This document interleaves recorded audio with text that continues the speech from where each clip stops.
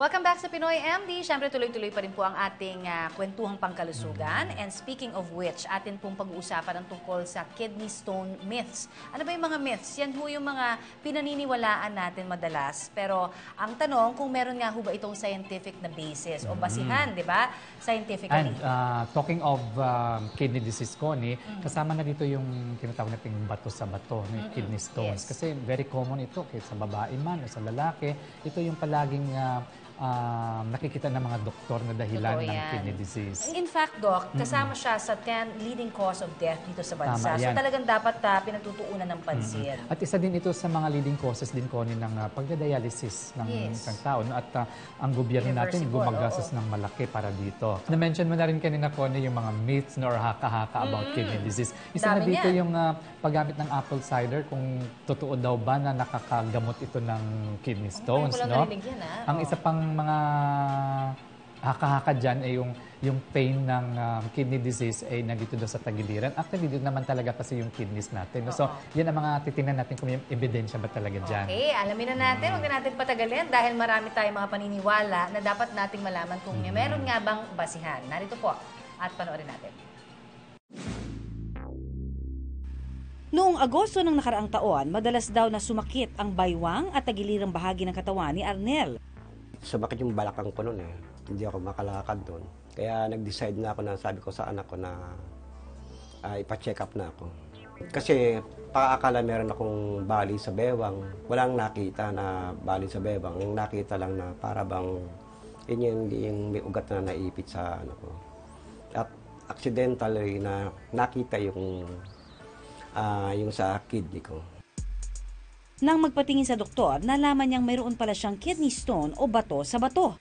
May nakita na sa kidney ko na parang bato. Pina-ultrasound ako ng anak ko. Nagkaroon ng staghorn. Yung stag pala, parang na yung usa yun eh. Ngayon yung horn ng parang sanga-sanga na siya. 58 na si Arnel ngayon. Hinala niya ang mga bisyo at unhealthy habits niya noon ang naging dahilan ng pagkakaroon niya ng bato sa bato. Aminado naman tayo sa malakasay sa maalat, tapos yung pag-inom ng alat, tapos yung bukod sa patis na inano ko nga, nilalagay ko pa ng sili yun. Kumbaga, maalat talaga ang timpla ko ng mga panahon na yun. Kumbaga, hindi ko naagapan. Kasi akala ko kung anong balak ng sakit-sakit nung araw na hindi ko masyadong iniinda. Paliwanag ng kanyang doktor, hindi na raw makukuha pa sa gamot ang kidney stone ni Arnel. Para mawala ito, maaari siyang mamili sa dalawang medical procedure. Ang problema, kailangan niya ng malaking halaga. Baga sana hindi na raw makukuha sa gamot. Kailangan siya i-laser na or operation. Kasi yung kamuha ng laser nga, bilang simpleng tao lang tayo, hindi natin kaya yung ganong malaking halaga. Sa ngayon, umiinom na lang daw muna siya ng mga herbal supplements at apple cider vinegar. 3 kutsara na naihahalo mo sa tubig. Tapos iinumin mo sa gabi para ma-reduce yung aking pain sa bewang. At nagbabakasakali na baka matunaw yung aking kidney stone ko. Ayon sa isang nephrologist o eksperto sa kidney, karaniwang sintomas ng pagkakaroon ng kidney stone ang pananakit ng tagiliran, tulad ng nararamdaman ni Arnel. Ang pinaka-common yan na cause ng kidney stone ay ang kulang sa pag-inom ng tubig. Kung kulang ang inom mo ng tubig, kulang ang pagdaan ng tubig sa kidney. At dahil dito, maaring maipon yung mga minerals, yung mga pwede maging kristal, maaring sa loob ng kidney mismo. Ito yung tinatawag nilang nephrolithiasis sa loob ng kidney. Or pwede ito doon sa daanan ng ihi, kung saan dumadaan ang ating ihi hanggang sa pantog, pwede rin. Ang tawag naman doon ay urolithiasis o ureterolithiasis. Para maagapan ang bato sa bato, mahalagang maging maalam sa iba pang sintomas. Ang pinaka-common na sintomas na lumalabas sa kidney stone ay pag meron ng bara.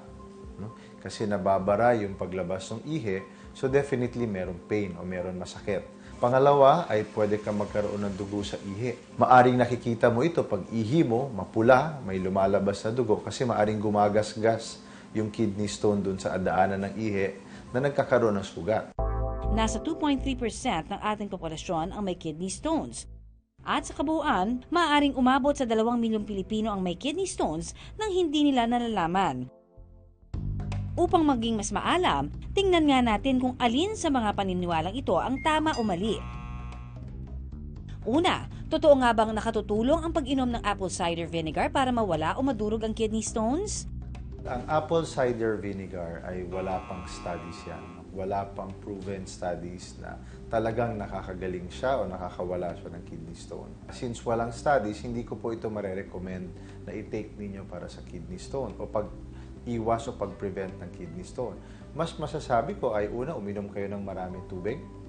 Mga 3 liters ng tubig a day kung gusto nyo maiwasan na magka-kidney stone. Pero kung meron ka ng kidney stone, dapat mas marami pa doon. Mga 4 liters a day ang iniinom or even 5 liters. Pangalawa, kapag nakakaramdam ba ng pananakit sa likod o sa may area ng kidney, sintomas na nga rin ba ito ng pagkakaroon ng kidney stone? Maria, no? Ang isang simptomas kasi ng merong kidney stone, lalo na pag ito ay malaki o nagbabara, ay pwede sila magkaroon ng sakit o pain. Okay? Pag yung kidney stone ay nakabara na malapit sa kidney itself, no? Pwede doon yung sakit, yung sa likod na tinasabi. No? Pero pag yung stone ay gumulong na pababa, papunta sa ureter o yung daanan ng ihi papunta sa pantog, pwedeng mas mababa yung pain. Kung mahilig kumain ng citrus fruits na mayaman sa vitamin C o kung umiinom ng vitamin C supplements, maaari nga ba itong maging dahilan ng pagkakaroon ng bato sa bato? Mga pagsusuri na pinapakita nila na totoo, ang vitamin C ay pwedeng mag-increase ng risk ng kidney stone pag sobra-sobra ang intake mo. Ang problema kasi sa vitamin C, pag sobra ang inom mo, nagiging oxalate sa paglabas sa ating kidney. So, pwede siya mag-form ng stone. So, ang recommended, ang safe, I think, na vitamin C would be yung vitamin C na iniinom mo sa multivitamins plus yung mga fruits. Okay na yun. Huwag mo na sosobrahan doon. Para malinis ang toxins o mga lason sa ating kidney, nakatutulong nga ba ang pag-inom ng maraming tubig? Hindi siya directly tama naman. No? Ang ginagawa kasi ng tubig ay pag mas marami kang ininom na tubig, na sobra sa kailangan ng katawan mo, iihiin mo ito. No, lalabas ito sa iyong kidney. Ngayon, pag maraming fluid ang lumalabas o dumadaan sa kidney, naiiwasan magbuo-buo ng mga kristal sa kidney natin. Not necessarily toxins lang, pati mga crystals. So, more of the flow of urine. Yung dami ng dumadaan na tubig o fluid sa kidney, yun yung nakakaiwas ng pagbuo ng kidney stone. Para naman sa mga naniniwalang hindi maaaring maiwasan ang pagkakaroon ng kidney disease tulad ng kidney stone, yun ay hindi totoo. Ang kidney disease ay naiiwasan. Kaya nga, kaming mga doktor dito sa National Kidney and Transplant Institute, no, very, very vigilant kami sa pag-detect ng mga kidney disease na maaga pa lang. Or very vigilant kami sa pagbigay ng abiso tungkol sa tamang diet, tamang pag-inom ng tubig, pag-alaga ng diabetes, pag-alaga ng high blood o hypertension para hindi ito makarating sa kidney disease. Para makaiwas sa kidney stones, tandaan lang ang ilang mahalagang tips, mga kapuso. Number 1, pinakamaganda pa rin ay tubig.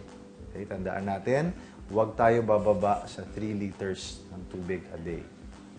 Unless meron kang sakit sa kidney o sa puso. Pangalawa, tamang diet. Ano yung tamang diet? Mababa sa asin, mababa sa oxalate, tamang-tama ang calcium.